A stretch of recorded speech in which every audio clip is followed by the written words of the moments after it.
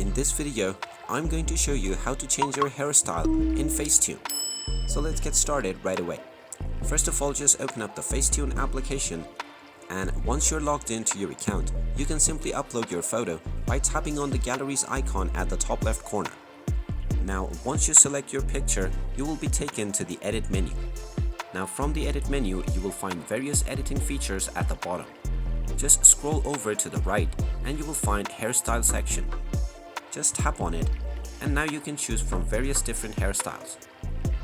Once you are done, you can simply tap on, just choose your desired hairstyle, and once you're satisfied, you can tap on the tick mark at the bottom right corner. You can also change the color by tapping on the hair option. You can also tap on the hair option, and from there you can recolor your hair to your desired color. And there you have it. That is how easy it is to change your hairstyle in Facetune. If you find this video helpful, make sure you hit that like button and subscribe to our channel if you haven't done so already. Also ring that notification bell to never miss another update from us. Thank you for watching, and I will see you again in the next video.